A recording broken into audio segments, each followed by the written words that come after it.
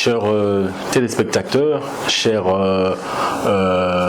auditeurs, ça dépend de là où vous êtes, ça dépend de là où vous pouvez nous suivre. Intitulé Focus Leadership Féminin.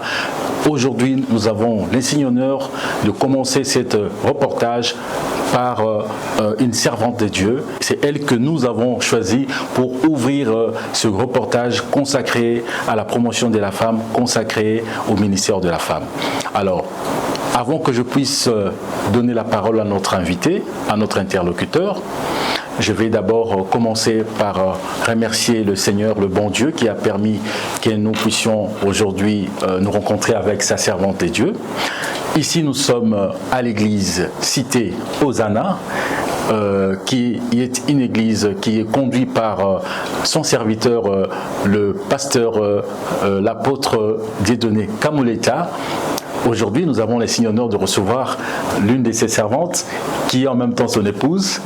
Elle va nous parler de son expérience en tant que femme de Dieu, en tant que servante de Dieu. Je m'en vais rapidement donner la parole à Madame la servante de Dieu. Elle va elle-même se présenter, dire qu'est-ce qu'elle est à l'église Cité Hosanna, comment elle a commencé son ministère, mais de prime abord d'abord, elle va d'abord commencer à se présenter. À vous la parole, Madame la servante de Dieu. Merci beaucoup pour la parole. Je m'appelle Deborah Ngoï, Chikala Kamuleta, bien sûr, et j'ai l'honneur aujourd'hui de rencontrer monsieur le journaliste pour pouvoir parler de la femme. Je suis servante dans l'église Cité Missionnaire Hosanna, qui a vu le jour il y a beaucoup plus d'années, une trentaine d'années. Et je sers Dieu depuis des années et j'ai eu à expérimenter la présence de Dieu, comment Dieu fonctionne avec la femme. Et voilà, j'ai beaucoup de témoignages par rapport à ça. Et je bénis Dieu parce que ce jour, je vais devoir partager quelque chose avec une femme. Et une personne qui ne connaît pas qui est la femme exactement dans le ministère. Alors, nous allons directement entamer le vif du sujet. Madame la servante de Dieu, vous venez de vous présenter. Dites-nous un peu à quand vous avez commencé le ministère. C'est directement lorsque Dieu a appelé votre mari que vous avez directement commencé avec le ministère ou votre appel est venu après? J'ai commencé après. Parce que quand Dieu l'a appelé, il ne m'a pas appelé aussi directement. Donc Dieu appelle individuellement et chacun selon son plan. Et je l'ai vu quand il était païen. Nous nous sommes mariés, pas vraiment serviteurs. Et je ne l'ai pas vu aller à l'église. Et nous étions dans ce que nous appelons vraiment dans notre folie du début de mariage. Et c'est tout au début de mariage. Et je pense que j'avais à l'époque une année ou une année et demie de mariage. Et voilà que c'est là que j'ai rencontré. Et cet homme, nous avons vécu, nous n'avons pas fait beaucoup plus longtemps. Et le Seigneur l'a appelé. Je l'ai vu quand le Seigneur l'a appelé. Et moi, je le regardais, en fait. Voilà, je voulais voir le changement de la personne. Donc, tout en ignorant ce qu'il faisait, ce qui pouvait être fait, mais je le voyais se donner à fond à l'église directement quand il a connu le Seigneur. Quand il est parti à l'église, il a pris l'engagement le même jour de servir Dieu.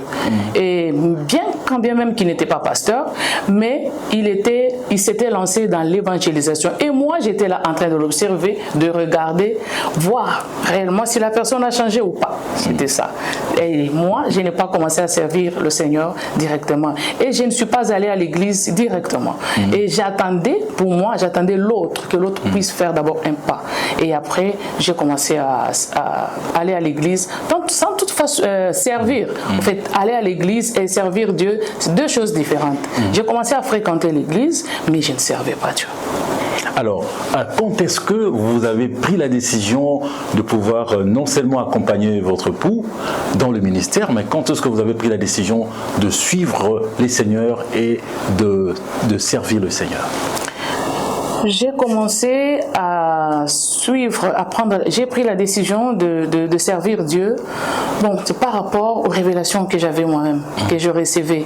Dieu me parlait beaucoup dans des songes et quand je priais et le Seigneur me parlait. Et je voyais comment Dieu m'utilisait. Tout ce que je pouvais avoir comme songe la nuit, ça se réalisait la journée. Beaucoup plus. Et j'entendais parfois aussi les dire, soit si un bébé qui fait des bruits, qui joue, j'avais l'interprétation par rapport à ça. J'ai commencé à suivre le Seigneur par conviction aussi de ce que j'entendais, ce que je voyais. C'est comme ça que le Seigneur m'appelait. Et lui, il ne m'a pas lâché, il m'a aidé et il a commencé à m'exhorter. Je voyais en lui une autre personne en fait, qui m'a boosté aussi à avancer parce que lui avançait sans toutefois qu'on le pousse. Il a commencé à évangéliser, il a commencé à chercher les âmes, beaucoup plus il peut s'amener la semaine une trentaine de personnes à l'église sans toutefois que le pasteur en question ne soit derrière lui. Et voilà, ça nous a boosté dans la maison et moi j'ai pris la décision de servir Dieu. Je servais avant cela, j'étais dans l'église catholique bien sûr, j'étais dans des mouvements en fait, mais servir Dieu et connaître Dieu, le servir c'est autre chose et c'est après cela que j'ai pris la décision de suivre Dieu et de le servir. Dans les évangélisations on partait ensemble et dans des prières nous étions ensemble à l'intercession. Voilà, c'est comme ça que tout a commencé. Alors aujourd'hui vous êtes pasteur déjà ou vous êtes déjà consacré pasteur? Je suis ancien. Ancien. Alors, parlez-nous un peu de votre expérience en tant que servant de Dieu, parce que depuis quand d'abord que vous avez commencé, vous êtes monté à la chaire pour commencer à prêcher la parole de Dieu? Voilà. J'ai commencé à prêcher sur ordre de l'Éternel. Je vais vous raconter un peu un témoignage pour que vous puissiez comprendre. Nous étions en Colosie et nous nous sommes retrouvés à Colosie par mutation en fait, des affectations. Il est magistrat. En fait, un jour, je pense que il y a de cela une vingtaine d'années, un jour, j'ai eu l'invitation d'aller en Zambie. On nous avait invités, on a invité, c'est par pays, et 2-3 personnes par pays. Donc c'était une conférence des femmes, mais ce sont les Canadiennes et des Américaines qui avaient organisé cela. Et ici au Congo, j'ai eu ce privilège d'avoir aussi cette invitation. Nous étions partis, je pense que nous étions au nombre de 4 ici au pays, et j'étais parmi. Nous sommes arrivés en Zambie et la conférence devait se tenir pendant 2 semaines. Et dès le premier jour, je me rappelle, c'était une nuit. Nous avons commencé la conférence la nuit. Vu le temps, il fallait combler. En fait, la nuit, c'était vers 21h. Nous nous sommes rassemblés, toutes les femmes. Il y avait des Canadiennes, des Américaines, des Nigériennes. Donc il y avait vraiment beaucoup de femmes. Et le premier jour, il y a une Canadienne qui devait intervenir. Alors, après la modération, on lui a passé la parole pour prêcher et ouvrir aussi la conférence. Et c'est là, à la chaire, par la prière que nous faisions, et elle a voulu clôturer cette prière d'abord, avant d'entamer la prédication. C'est là que le Seigneur lui a parlé. Il lui a parlé d'une certaine Déborah, et à l'époque, ce nom-là, je ne l'aimais pas. On m'a donné ces noms et c'est le Seigneur qui m'a imposé vraiment ces noms, je dirais, parce que avant, à ma naissance, c'était pas le nom qu'on m'appelait. Alors, elle a parlé de Déborah et voilà. Moi, je ne pouvais pas me tenir debout. Il a dit que Déborah se lève. Alors, il y avait beaucoup de femmes. Et alors, je me suis dit, Déborah, sûrement, ce n'est pas moi parce que je n'aime pas ce nom. Et elle a tellement insisté, et après cela, elle a encore fait appel à la Déborah en question. La Déborah ne s'était pas levée. Et elle a insisté, la 3e fois, elle a dit que la délégation du Congo s'élève. Nous parlons français, et ce pays-là, c'est anglophone. En fait, il y avait une interprète à côté de nous, elle a dit, mais on a dit à la délégation du Congo de s'élever. Nous sommes levés, et j'étais la 2e personne sur la banquette. Elle a dit, bon, la 2e, celle qui est la plus jeune, à l'époque j'étais trop jeune, la 2e, la plus jeune, alors qu'elle passe devant, c'est elle, Déborah, et elle refuse ses noms. Le Seigneur m'a parlé qu'elle n'aime pas qu'on l'appelle Déborah. Oh là là. C'était comme ça que je suis passée, et j'ai commencé déjà à fondre en larmes, parce que j'ai vu que j'étais à côté de la volonté de Dieu. Et je suis passée devant tout le monde. Nous étions au fond de la salle. Je suis passée devant tout le monde. Et c'est là qu'elle a commencé à me parler. Elle m'a parlé de mon enfance, tout ce qui m'est arrivé à l'enfance et des souvenirs que j'ai gardés encore, des brûlures et autres. Parce que quand j'étais petite, je m'étais brûlé tous les corps. Et voilà, les miracles que j'ai aujourd'hui, que j'ai eu, et je vois mon corps aujourd'hui, je me dis que c'est un miracle. Parce que tous les corps étaient couverts de brûlures, en fait. Et elle m'a dit combien de temps j'avais fait à l'hôpital. J'avais fait 8 mois à l'hôpital. À l'époque, j'étais bébé. C'était grave pour moi. Mais elle m'a raconté tout ça, tout ce qui se passe dans ma famille biologique, tout ce que j'ai vécu dans la jeunesse, tout ça. Alors, j'ai fondu en larmes.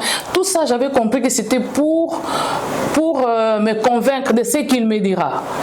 Et à la fin, elle a dit, tu sais pourquoi le Seigneur t'appelle? Il a dit que tu vas commencer à prêcher. Il t'a donné un ministère d'aider les femmes. Tu vas commencer à prêcher, de parler de sa part. Et il va enlever la honte. Parce que à l'époque, j'étais vraiment timide. Trop timide. Et la timide de la famille. Et moi, je n'en revenais pas. Je me disais, tout, j'accepte, mais me tenir devant les gens pour prêcher, pour moi, c'était impossible. Et j'ai pleuré pour que le Seigneur change cette décision. Ce n'était pas possible pour moi. Et elle avait pris vraiment le temps. Je pense qu'elle avait pris le temps de me parler pendant une vingtaine de minutes. Et tout le monde écrivait la prophétie. Et c'est de là qu'est parti tout. Quand je suis rentrée, 2 semaines ou 3 semaines après, je suis rentrée au pays, j'arrive chez moi à Kolwezi, j'ai trouvé une invitation de la prédication que je devais intervenir dans une conférence. Une église avait organisé une conférence de l'église, pas des femmes, une conférence de l'église. Et j'ai trouvé cette invitation et je devais intervenir, être comme oratrice. C'était là que tout a commencé. Alors, ça c'était le déclic, comme on dit, du ministère que Dieu vous a donné. Certainement, le témoignage est très très pointillon. Alors, madame, qu'est-ce que vous pouvez dire à ceux qui ne croient pas au ministère de la femme, ou à ceux qui disent que non, la femme doit rester dans son rôle naturel de préparer la nourriture, de tout faire à la maison, mais pour le ministère, en tout cas, ça ne concerne pas la femme. Bon, par rapport à cette question, merci d'abord pour la parole. Et je pense qu'il y a beaucoup de gens qui n'acceptent pas que la femme se tienne pour parler. Mais Dieu fait des choses différemment. La pensée de l'homme, ce n'est pas la pensée de Dieu. Nous voyons d'abord, dans l'Ancien Testament, j'ai vu que Dieu a parlé à une femme, Déborah, aussi comme moi. Il a parlé à cette femme, il a donné les ordres au chef des militaires pour intervenir parce que l'ennemi devait venir. Dieu n'a pas parlé à l'homme. Il a parlé à cette femme qui était juge. La Déborah était juge. C'est pas comme nos juges d'aujourd'hui, mais elle devait être attentive à Dieu pour prendre ce qui est de Dieu et donner au peuple. Donc elle était vraiment le trait d'union entre Dieu et le peuple. C'est comme ça que Dieu l'utilisait. Elle était prophétesse. Quand on parle d'un prophète ou d'une prophétesse, au vrai sens du mot, c'est parler de la part de Dieu et pour aider le peuple. C'est ça le ministère. C'est parler. La prédication, c'est parler de la part de Jésus. Et cette femme a parlé et Dieu voulait donner la victoire à Israël. Il a utilisé cette femme. Et le chef en question, Barak, il a dit non, moi je n'irai pas. Si toi tu ne passes devant. Il avait déjà donné, il avait vu le pouvoir que Dieu avait déjà donné à cette femme. Il a dit tu passes devant, si tu ne passes pas devant, je n'irai pas. Et voilà que cette femme était passée devant. Il lui a dit la victoire sera accordée à la femme. Ça, c'est dans l'Ancien Testament. C'est Dieu lui-même qui a parlé à la femme. Il y avait des hommes, mais Dieu a utilisé la femme. Si nous regardons bien avec Jésus, donc, en Galates 3, 28, la Bible dit, il n'y a ni grec, ni juif, il n'y a ni homme, ni femme, il n'y a ni esclave, ni libre. Donc nous tous, nous sommes un en Jésus. C'est-à-dire que tout ce que Jésus nous donne comme injonction d'aller prêcher la bonne nouvelle, il n'a pas dit que les hommes prêchent, que les femmes restent à la maison. Nous sommes un. Et que ce ministère est donné à nous tous. Et qu'à la résurrection de Jésus, lui-même a donné la parole. C'est à la femme qu'il a dit, va annoncer que je suis ressuscité. Donc, c'est-à-dire que cette parole a été donnée à la femme. La femme a annoncé aux hommes. Comment est-ce qu'aujourd'hui, on va interdire à la femme de parler? Tant que le Christ lui-même, le chef de l'Église, qui a donné la parole à la femme. Je dirais à ceux-là qui minimisent la femme, que Dieu a considéré la femme. Jésus lui-même a considéré la femme. C'est pourquoi sa résurrection, pour que l'Église puisse naître, la femme a annoncé en premier. Aujourd'hui, il n'y a pas tout intérêt de faire taire la femme. Et sa mission est à la cuisine et dans l'éducation des enfants. Et aussi, sans la parole de Dieu, la femme ne peut pas bien éduquer les enfants. Une bonne éducatrice éduque avec la parole de Dieu. C'est là que Dieu se retrouve. Et c'est là que Dieu va orienter ses enfants. Je pense que... Alors, madame, maintenant, madame la révérende, qu'est-ce que vous pouvez dire aujourd'hui? Nous sommes en train d'aller vers le mois de la femme. Il y a beaucoup de couples qui ont des problèmes. Beaucoup de couples qui n'arrivent pas peut-être à pouvoir aller de l'avant. Qu'est-ce que vous pouvez dire comme un message à ces différents couples qui sont de partout, qui veulent peut-être avoir un conseil, comment ils peuvent aller de l'avant, comment ils peuvent maintenir leur union jusqu'à ce que le Seigneur vienne? C'est par rapport au ministère ou soit par rapport à la vie du couple? Par rapport à la vie du couple, voilà. Mais parce qu'il y a des femmes ministres, il y a des femmes, tout ça. Des fois, il y a ces déséquilibres-là qu'on constate aujourd'hui dans le couple, les divorces et tout. Et en tant que servante de Dieu, qu'est-ce que vous pouvez dire Merci beaucoup. En tant que servante de Dieu et en tant que porteuse aussi de la parole de Dieu, nous dirons tout simplement que je dirais que la femme, c'est un être d'abord spécial parce qu'elle a été créée donc, après l'homme, je dirais. Parce qu'elle voulait, Dieu voulait que la femme soit là pour aider l'homme. Donc, pour aider la personne, il faut d'abord vivre ensemble. Dans les couples, nous voyons l'homme et la femme. Nous parlons du couple parce qu'il y a deux personnes. Oui. Sans la femme, il n'y a pas de couple. Donc, ça dit que la présence de la femme fait que le mariage soit là. Et la femme a son rôle à jouer à côté de l'homme. Quel que soit ce qu'elle peut représenter dans la vie sociale, qu'elle soit ministre ou pas, je ne sais pas, elle est épouse. Elle doit jouer son rôle. Et pour ceux-là qui sont en train de voir les divorces et autres, la volonté de Dieu n'est pas de divorcer. Si nous mettons Dieu et la parole de Dieu au milieu de nous deux, entre l'homme et la femme, je pense qu'il n'y aura pas de divorce. Les divorces viennent avec des hommes. Ce sont des problèmes qui naissent entre les deux personnes. Et parfois, il y a de ces couples-là qui font des erreurs. Au lieu de s'attaquer aux problèmes, ils s'attaquent aux personnes. Peut-être que c'est la femme qui s'attaque à l'homme, parce que l'homme a failli. Peut-être que c'est l'homme qui s'attaque à la femme. Et quand il n'y a pas d'entente, et c'est là que les gens arrivent à se diviser, à se séparer. Mais la volonté de Dieu que nous puissions rester ensemble. Je te dis une chose, la femme à côté de l'homme, elle est vraiment spéciale. Elle doit connaître son rôle. Quand Dieu a appelé la femme aide à côté de l'homme, Dieu sait que l'homme a des faiblesses. On ne peut pas aider quelqu'un qui est fort. Non. On n'aide que le faible. Je dis toujours que le Saint-Esprit est notre force. Le Saint-Esprit est notre aide. Il vient nous aider. C'est ce que Jésus a dit. Le Saint-Esprit vient nous aider. Ce n'est pas parce que le Saint-Esprit vient nous aider que le Saint-Esprit est faible. Non. C'est le plus fort. C'est-à-dire que la femme à côté de l'homme doit être forte, quels que soient les problèmes. Et il faut que la femme connaisse bien les faiblesses de son homme pour l'aider. Ce n'est pas s'attaquer à l'homme, non. On s'attaque aux faiblesses. Et la femme, c'est elle qui a été amenée, la Bible, si nous lisons en Genèse, Dieu a amené la femme vers l'homme. C'est-à-dire que quand Dieu a formé la femme, il l'a amenée vers l'homme. Chemin faisant, on ne sait pas. La Bible ne dit pas tout. Qu'est-ce que Dieu a dit à la femme? Qu'est-ce que lui a soufflé? Qu'est-ce que Dieu a mis dans la femme? Je sais tout simplement que la femme a une force morale. Elle a un grand cœur. C'est pour supporter et savoir comment aider. Et de nos jours, quand nous voyons des faiblesses des hommes, pour nous, c'est fini. Nous déclarons déjà que non, c'est fini. Je ne peux plus continuer. Mais nous avons un rôle l'a joué. Il faut que cet homme soit fort. Il faut relever cet homme qui tombe. Il faut relever cet homme qui est orgueilleux, le ramener. Et avec Dieu et dans la prière chaque fois, je pense que Dieu résout nos problèmes. Il faut toujours que la femme rentre chez celui qui l'a amené. Donc Dieu, tu m'as amené à côté de cet homme. Moi, c'est comme ça que j'ai pris. Tu m'as amené à côté de cet homme. Donc c'est toi qui connais bien l'homme et tu sais ce que tu as mis en moi. Que je travaille selon ce que tu as mis en moi. Et je sais que ma force, c'est toi. Dieu va me donner la sagesse. Une femme sage, c'est elle qui bâtit sa maison. Quand il y a divorce, c'est-à-dire que la maison s'est détruite. Alors peut-être pour atterrir, maman, ce serait peut-être un message pour prêcher Jésus, comment les gens doivent se comporter et tout, par rapport à tout ce que nous voyons avec tous ces multitudes de choses que nous voyons.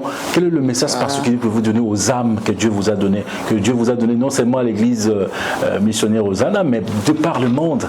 Qu'est-ce que vous pouvez dire à tous ces âmes qui sont en train de souffrir, qui ont peut-être des problèmes dans leur foyer, qui ont des problèmes par-ci par-là?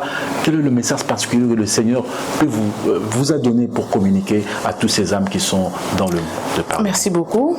Je dirais que nous traversons déjà les derniers moments, je pense. Jésus revient bientôt. Quand il parle de bientôt, c'est-à-dire qu'il est d'ici là, on ne sait pas à quel moment précisément, mais il revient bientôt. Et je dirais à tous d'être prêts. Nous ne savons ni l'heure, ni le jour. Et pendant ce temps, je vois que beaucoup de gens sont derrière la richesse. Beaucoup de gens sont derrière, je ne sais pas quoi, pour apparaître, bien vivre, et ils mettent la parole de Dieu de côté. Dieu continue à former l'homme, il continue à nous guider, il continue à nous orienter, parce que c'est lui le chemin. Il est dans sa parole. Si nous prenons la parole de Dieu, nous pratiquons cette parole, je pense que nous n'aurons pas de difficultés. Nous allons nous rappeler chaque fois que Dieu est là. Et il veut nous voir vivre dans sa volonté, selon sa volonté. Vivre dans sa parole, exercer l'amour, donc nous être prêts à chaque instant. Ramener nos cœurs vers Dieu. Si nous voulons faire quelque chose, faire en sorte que Dieu soit dans l'avant-plan. Soumettre nos plans à Dieu pour que Dieu puisse faire sa volonté. Nous n'allons pas exiger à Dieu de faire notre volonté. Pendant ce temps, nous voulons que Dieu puisse faire notre volonté. Beaucoup plus de gens. Ils veulent que Dieu les suive là où ils sont. Non. Nous devons être là où Dieu nous place. Suivre Dieu. C'est lui le chemin. Il ne peut pas tracer un deuxième chemin. Il est le seul chemin. Alors, j'exhorte à tous de suivre Dieu, d'exercer vraiment sa parole. Pas lire, comprendre seulement. Non, pratiquer. Quand nous sommes des chrétiens qui pratiquons la parole de Dieu, voilà, tout est facile pour nous. Et que le monde ne nous emporte pas. Parce que avec l'évolution des choses, les gens ont tendance à mettre Dieu de côté et à s'emballer dans les choses du monde. Je donnerai même l'exemple du téléphone. La personne peut prendre son téléphone, je ne sais pas, comme un trésor, comme quelque chose qu'elle ne peut pas oublier. Si la personne perd son téléphone, la personne est vraiment dérangée. Et je ne sais pas, elle perd parfois la paix, en fait, parce qu'il y a tout dans son téléphone. Mais si nous nous éloignons de Dieu, mais que ça nous dérange. Et l'amour de Dieu ne peut pas être comparable. On ne peut pas comparer à quelque chose. Le temps que nous donnons dans nos activités, ou soit devant quelque chose, et le temps que nous donnons à Dieu. Nous disons que nous aimons Dieu, bien sûr, mais combien de temps nous passons en intimité avec Dieu? C'est que Dieu veut que nous soyons dans sa parole. L'approchement, la Bible dit, si nous cherchons Dieu, il se laisse aussi manifester à nous. Quel est le message que vous voulez dire à toutes ces femmes servantes de Dieu qui sont éparpillées, qui sont peut-être découragées? Merci beaucoup. Je dirais à toutes ces femmes qui sont découragées de ne pas se décourager. Parce que Dieu est là pour nous tous. Alors, de prendre courage, de savoir que nous sommes femmes, Dieu nous a valorisées. Parce qu'il a vu que l'homme n'était pas complet. Et lui, il fallait vraiment la femme. Parce que quand Dieu a créé l'homme, il n'a pas déclaré que c'était bon. C'est quand la femme est venue. Et le Seigneur a trouvé que la femme amène le bonheur. Je dirais à toutes ces femmes de ne pas se décourager, d'aller de l'avant. Les problèmes arrivent, bien sûr, mais c'est comme un vent. Je dis toujours le problème, c'est un vent. Ça vient et ça passe. Mais nous devons rester focalisés sur notre Dieu et nous valoriser par rapport à la parole de Dieu, parce que lui nous a valorisés. Ce que Dieu fait avec la femme, je pense que ce n'est pas ce qu'il fait avec l'homme. Parce que quand il dit que la femme va apporter l'aide, il a donné toute la force à la femme. Bien que le monde voit que la femme est faible, la femme n'est pas faible. Par contre, c'est la force même de l'homme. Si l'homme n'a pas de femme, vous voyez sa vie. Mais quand une femme entre dans la vie de l'homme, vous voyez un changement. Qu'est-ce que la prière représente pour vous? Peut-être pour chuter. La prière, qu'est-ce que ça représente pour vous en tant que ça? La prière pour moi, c'est un moment, en tout cas je ne sais pas, c'est la conversation avec Dieu. Donc je cherche, quand je suis en prière, je cherche les orientations de mon Dieu. Qu'est-ce que Dieu peut me dire? Parce que parfois, j'entends. Et qu'est-ce que mon Dieu veut? Et c'est un moment d'approchement en fait. Un moment où je me déverse devant lui. Je peux l'adorer dans la prière, mais beaucoup plus. Il n'y a pas de secret dans la prière. Quand je parle à mon Dieu, je lui dis de tout. Parce qu'il sait déjà, il attend que je puisse lui parler. C'est un moment, je vois que un moment d'intimité entre moi et mon Dieu. Ça représente beaucoup. Est-ce que la prière peut changer la vie d'une personne? La parole de Dieu change la vie de la personne. La prière nous aide à nous connecter à Dieu. La Bible dit de prier sans cesse. Ça nous aide aussi à ne pas tomber dans les pièges de l'ennemi. La prière nous aide aussi à dépendre de Dieu. Nous dépendons de Dieu parce que nous devons savoir que c'est Dieu qui a le feeling de notre journée. Il sait de quoi sera fait la journée. Dieu nous donne la journée. La Bible dit, voici la journée que le Seigneur a faite.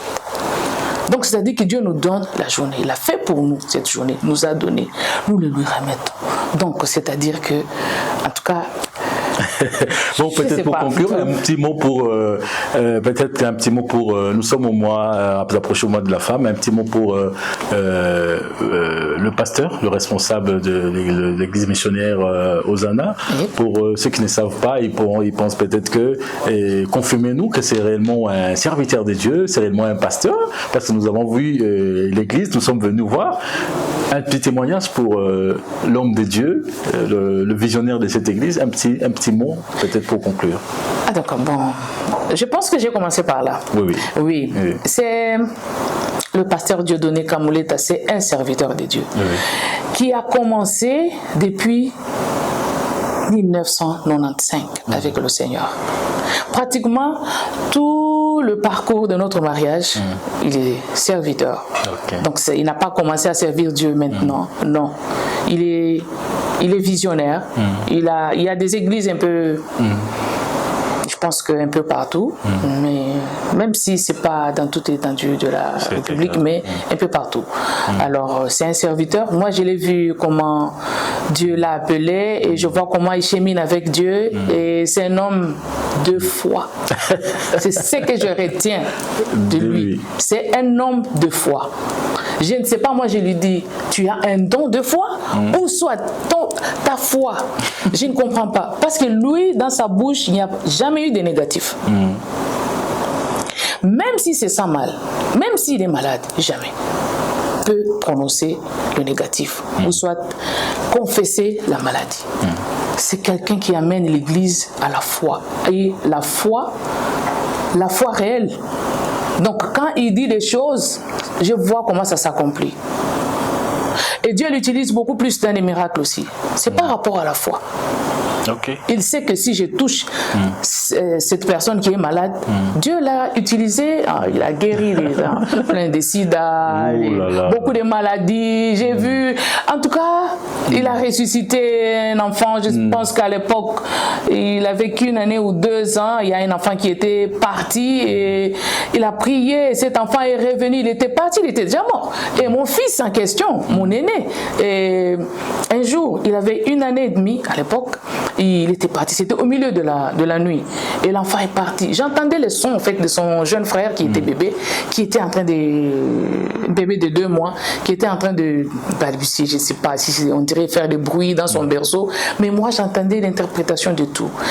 L'enfant était en train de me dire que Vini, parce que mon fils aîné s'appelle Vini, Vini est malade, Vini veut vomir, maman réveille-toi, Vini veut vomir, mais c'est l'enfant en fait, c'est un bébé qui, je sais pas, je sais pas comment expliquer ça, mais j'entendais l'interprétation de tout. Et quand c'était en plein sommeil, et quand je voulais me réveiller, c'est comme quelqu'un qui me parlait, et je me réveille, c'est au même moment avec l'enfant qui vomissait, et l'enfant est parti. Tout est sorti. Ça, c'est Dieu. Tout. Et il a fait le besoin sur place, grand, petit, tout ça. Et l'enfant est parti. Et voilà. Moi, j'ai commencé à pleurer parce que j'ai vu que l'enfant était parti. Et lui, un homme de foi, parce que c'était au début aussi pour moi. Et lui, l'homme de foi qui a pris l'enfant.